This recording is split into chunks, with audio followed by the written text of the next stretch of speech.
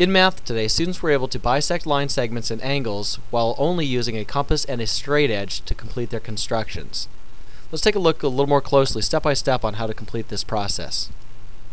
Taking a look at the line segment, students needed to go ahead and bisect this, which would mean that they are going to create a perpendicular line segment that would evenly divide the distance between point A and point B on the line segment. To do so, and following the mastery objectives, students would go ahead and take their compass and place the tip of their compass on point A.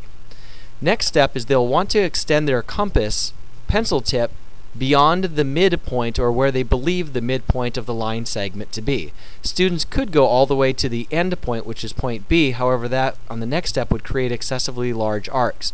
What I encourage students to do is find what they believe to be about the midpoint and then go so they're about 3/4 of the way from point A to point B.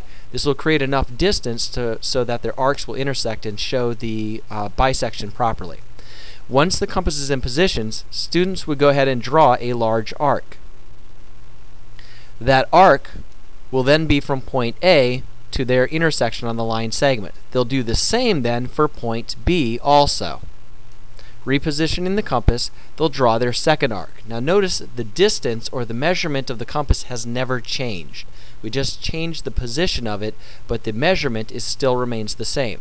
Once in position, students would go ahead and draw their second arc. With that second arc drawn, students are now able to go ahead and use a straight edge and to go ahead and be able to connect the two intersections of the arcs.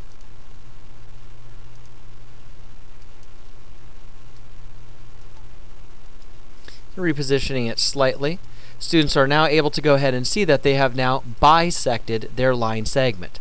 Now, a way to double check their work, what students should do is use their compass, reposition it on point A, and extend their compass out to the midpoint. Now this is just using as a measurement tool. If the distance from point A to the intersection is the same as intersection to point B, they know that they have now successfully created a bisection of that line segment. So that is how you would successfully create a bisection of a line segment. Let's take a look at an angle now. In examining an angle, what we want to do is to bisect this angle. Again, we are only using a compass and a straight edge. Placing the compass point on the vertex, which is point B, we want to again go ahead and extend the compass to a position where it feels comfortable for us to be able to use. It can be extended as long as it needs to, but again, I try to remind students that about the midpoint would be sufficient. Anything longer is just going to create larger arcs than needed. Once it's in the proper position, students would then go ahead and draw in their arc. Now it does not matter the exact length of this arc, just as long as the arc intersects both rays of ray BA and ray BC. Once it's made the two intersections, the compass point will now be repositioned onto the intersection of the first ray. Again, a second arc is now drawn. Once that arc is positioned, students will now take the compass again with the same measurement down to the intersection of the second ray and draw yet again another arc.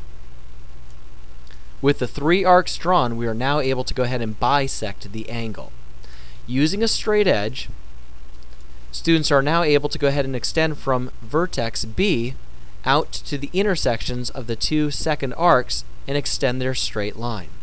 Once it's in the proper position and that line is drawn, they have now successfully been able to go ahead and bisect their angle.